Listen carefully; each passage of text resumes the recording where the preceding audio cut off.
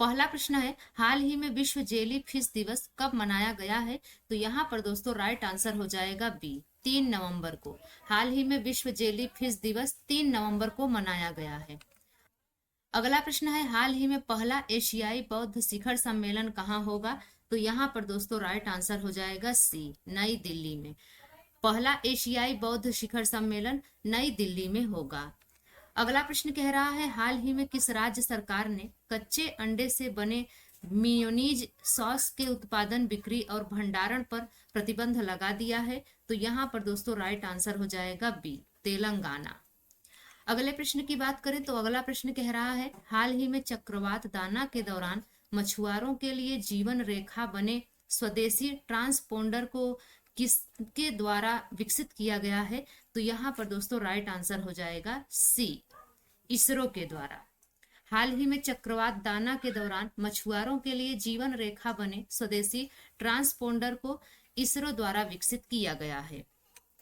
अगला प्रश्न है, हाल ही में किसने ऑस्ट्रेलिया में भारत के चौथे वाणिज्य दूतावास का उद्घाटन किया है? तो यहाँ पर दोस्तों राइट आंसर हो जाएगा बी, डॉक्टर एस जयशंकर।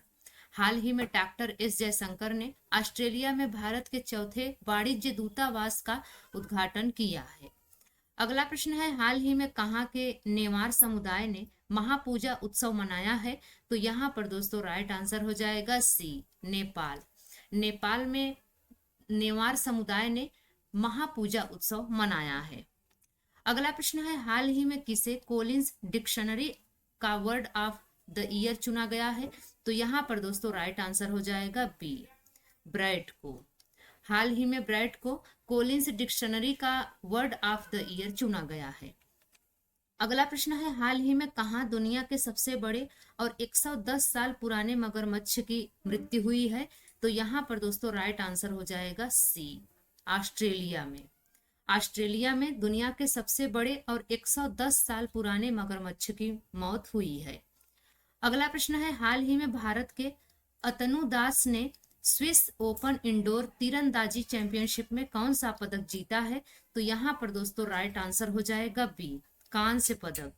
हाल ही में भारत के अतनु दास ने स्विस ओपन इंडोर तीरंदाजी चैंपियनशिप में कांस्य पदक जीता है। अगला प्रश्न कह रहा है, हाल ही में आई रिपोर्ट के अनुसार किस देश में बिजली की खपत का 81.2% नवीकरणीय ऊर्जा से पूरा होता है? तो यहाँ पर दोस्तों राइट आंसर हो जाएगा सी, न्यूजीलैंड। हाल ही में आई रिपोर्ट के अनुसार न्यूजीलैंड देश में बिजली की खपत का 81.2% नवीकरणीय ऊर्जा से पूरा होता है। अगला प्रश्न कह रहा है, हाल ही में किसे गोथम पुरस्कार में कला का सम्मान दिया जाएगा? तो यहाँ पर दोस्तों राइट आंसर हो जाएगा B, Angelina Jolie. Angelina Jolie को गोथम पुरस्कार में कला का सम्मान दिया जाएगा। अगला प्रश्न कह रहा है, हाल ही में आतंकवाद रोधी और आपराधिक गतिविधियों के लिए किस राज्य की पुलिस को गृह मंत्रालय से सम्मान मिला है? तो यहाँ पर दोस्तों राइट आंसर हो जाएगा ए, असम। हाल ही में आतंकवाद रोधी और आपराधिक गतिविधियों के लिए असम राज्य की पुलिस को गृह मंत्रालय से सम्मान मिला है। अगला प्रश्न है, हाल ही में ग्रीन पीस द्वारा जारी रिपोर्ट के अनुसार दिल्ली में कितने प्रतिशत महिलाएं रात्रि बस सफर में असुरक्षित महसूस करती हैं? तो यहाँ पर दोस्तों राइट आंसर हो जाएगा बी, 77%।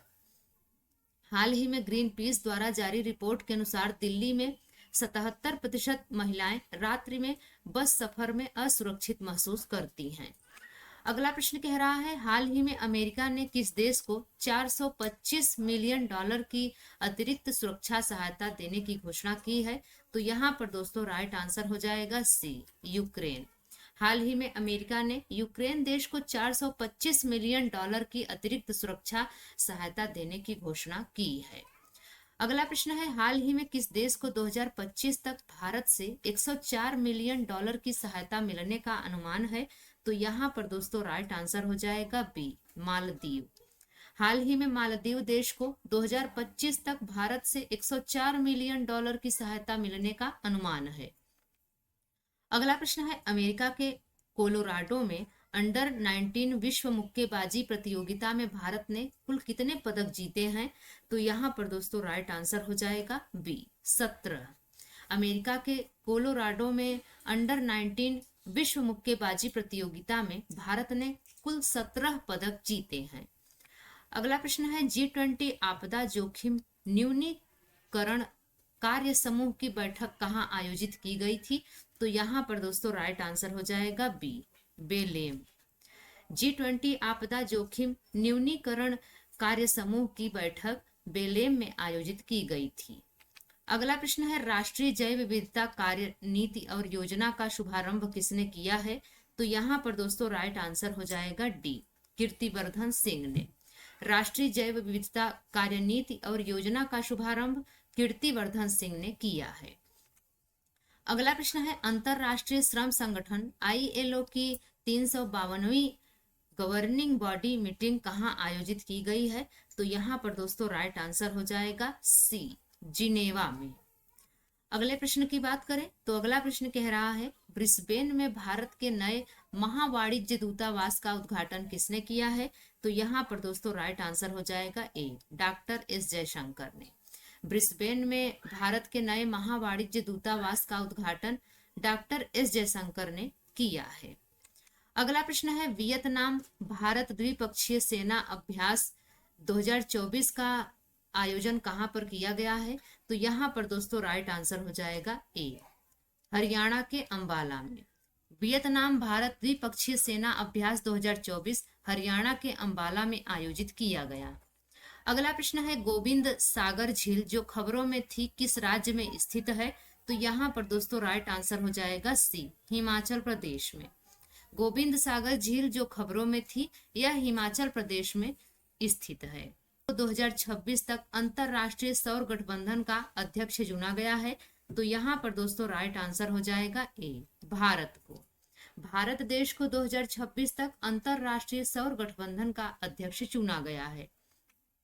अगला प्रश्न है किस भारतीय टेबल टेनिस खिलाड़ी ने WTT फीडर काराकस 2024 में पुरुष एकल का खिताब जीता है? तो यहाँ पर दोस्तों राइट आंसर हो जाएगा सी, हरमीत देसाई ने।